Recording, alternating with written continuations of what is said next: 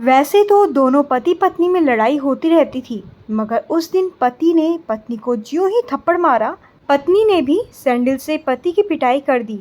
इत्तेफाक से उसी समय पति के बड़े भाई ने ये सब देख लिया।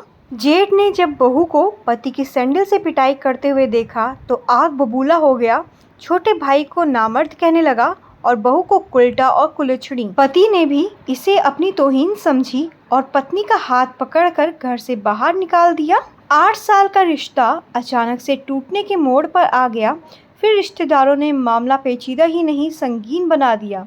इसे खानदान की नाक कटना बताया गया और ऐसी औरत को खानदान से बाहर निकालने की मांग उठने लगी और मामला कोर्ट में जा पहुंचा।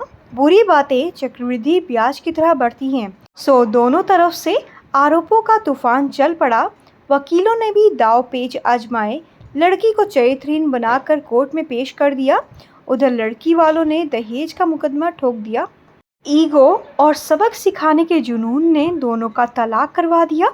तलाक वाले दिन गिने चुने रिश्तेदार कोर्ट पहुंचे थे। वो भी फैसला होते ही बाहर दुकानों पर बैठकर चाय पीने लगे थे। थके हारे पति पत्नी तलाक के कागज थामे कोर्ट के बाहर खड़े थे। फिर पति बाहर रखी एक बेंच पर बैठ गया। वह हाँफ रहा था। पति उसे हाँफते देखकर बोली, इन्हेलर साथ नहीं लाए क्या? पति बोला, लाया तो था मगर थैले में मिल नहीं रहा। पत्नी ने पास जाकर थैला टटोला तो उसे इन्हेलर मिल गया। फिर पति ने 3-4 बार इन्हेलर का पंप दबाकर लंबा सांस खींचा, तब जाकर उसके फेफड़े काम करने लगे। जब पति शांत हुआ तो पत्नी से बोला, बैठ जाओ। पत्नी पास बैठते हुए बोली, बधाई हो, जो तुम चाहते थे वही हुआ। अब तुम्हारा एक चरित्रहीन स्त्री से हमेशा के लिए पीछा छूट गया। पति बोला, वो सब वकील के हथियार थे।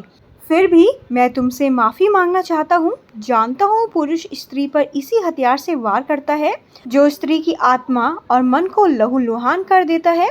वह आगे बोला, मुझे तुम्हारे बारे में ऐसी गंदी बातें नहीं करनी चाहिए थी। तुम निष्कलंक और उज्जवल हो। चरित्र के मामले में तुम एक सच्ची नारी हो।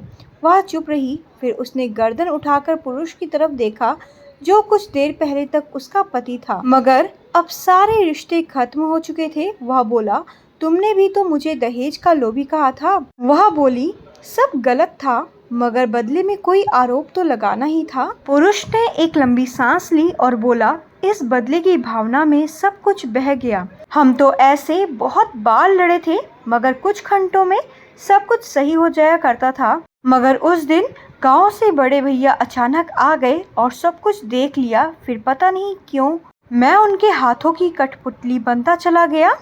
स्त्री बोली, अब पछतावा हो रहा है क्या? पुरुष कुछ बोला नहीं, बस हाँ में गर्दन हिला दी। वह फिर बोली, अब घर में आपके साथ कौन रहता है? पुरुष बोला, शुरू में भैया भाभी कभी कभार आ जाया करते थे मगर अब अकेला ही रहता हूँ। वह बोली, फिर रोटियाँ कौन बनाता है? आपको तो बनानी भी नहीं आती।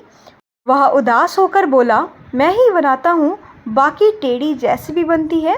वह थोड़ा सा हंसकर बोली, और जली हुई भी? वह कुछ नहीं बोला, बस उसकी अधूरी मुस्कान की तरफ देखता रह गया। वह सोच रहा था कितनी खुलकर हंसा करती थी जब साथ रहती थी, मगर 2 साल में बहुत कमज़ोर हो गई है। वह फिर भी सोच रही थी कि साफ़ सुथरी गोल मटोल और फूली हुई रोटियां खाने वाला कैसे जली हुई रोटी खा पाता होगा, तभी तो इतना कमज़ोर हो गया है। सांस भी पहले की अपेक्षा ज़्यादा फूलने लगी है। वह चुप्पी को तोड़ते हुए बोला, तुम्हारा कमर दर्द अब कैसा है? वह बोली, वैसा ही है, कभी सेक कभी पेन किलर, जैसे तैसे जी रही हूँ। एक्सरसाइज भी तो नहीं करती हो? पुरुष ने कहा तो वह फीकी सी हंसी हंसने लगी। वह उसके चेहरे के भावों को पढ़ने की कोशिश करती हुई बोली, आपका अस्थमा कैसा है? डॉक्टर भाटिया का ही इलाज चल रहा है या डॉक्टर बदल दिया? वह बोला, ठीक है अब, मगर टेंशन में बढ़ जाता है। डॉक्टर ने स्ट्रेस कम लेने को कहा है, मगर अब तो ज़िंदगी ही स्ट्रेस बनकर रह गई है। फिर वह कुछ सोचते हुए बोला, तुम्हें 12 लाख रुपए नकद देने हैं और 15,000 रुपये महीना। अभी मेरे पास नकद नहीं है। ऐसा करता हूँ, प्रताप नगर वाला फ्लैट तुम्हारे नाम कर देता हूँ। वह बोली, मगर वह तो 30 लाख से ऊपर का होगा, मुझे नहीं चाहिए। जब हो तब 12 लाख ही दे देना। वह बोला, बिटिया बड़ी होगी, तब तुम्हें ज़रूरत महसूस होगी। वह बोली, 15,000 महीना दोगे, उसी से काम चल जाएगा। 10,000 दोगे तब भी काम चल जाएगा। अभी आप होम लोन की किस्त भी तो भर रहे होगे। वह कुछ नहीं बोला। फिर दोनों के बीच चुप्पी छा गई। वह सोच रहा था आज भी उसके बारे में अच्छा ही सोच रही है, उसकी मजबूरियां समझती है। ऐसी समझदार बीवी मैं और कहाँ से लाऊंगा। फिर उसने गौर से उसके चेहरे की तरफ देखा। आज भी चेहरे पर बच्चों जैसी मासूमियत, कितना ध्यान रखती थी उसका। एक एक पाई बचाती थी घर के लिए। कभी पर्दे, कभी बेडशीट, कुछ ना कुछ नया खरीदती रहती थी घर को सुंदर बनाने के लिए। मगर अब तो घर उसका रहा है नहीं। बातें खत्म हो गई थी, मगर वह भी अभी तक उसके पास बैठी थी। सोच रही थी आज भी उसकी कितनी फिक्र करता है। फिर फिक्र के नाम पर उसे वह वाकया याद आया जब गंगा स्नान करते वक्त उसका पैर फिसल गया था। तब उसे बचाने के लिए नदी में कूद गया था पगलू, जबकि लाट साहब को खुद तैरना नहीं आता था। कितना अच्छा पति मिला था। पता नहीं कैसे मेरी मति मारी गई थी जो तलाक के कागजों पर दस्तखत कर दिए मैंने। फिर काफी देर तक चुप्पी छाई रही। अंत में पुरुष ने खामोशी तोड़ी और बोला, एक बात पूछूं? स्त्री बोली, क्या? फिर वह बोला, कुछ नहीं। वह जिद करके बोली, पूछ लो। पता नहीं फिर कभी हम मिले या ना मिले। वह डरते डरते बोला, मुझे अब भी तुम्हारी बहुत याद आती है। स्त्री बोली, मुझे भी। वह बोला, मैं आज भी तुमसे उतना ही प्रेम करता हूँ। स्त्री बोली, मैं भी। फिर दोनों बच्चों की तरह रोने लगे। पुरुष रोते रोते बोला, क्या हम फिर से एक नहीं हो सकते? स्त्री बोली, लेकिन ये पेपर। पुरुष बोला, फाड़ देते हैं। फिर दोनों ने पेपर निकाल कर फाड़ दिए।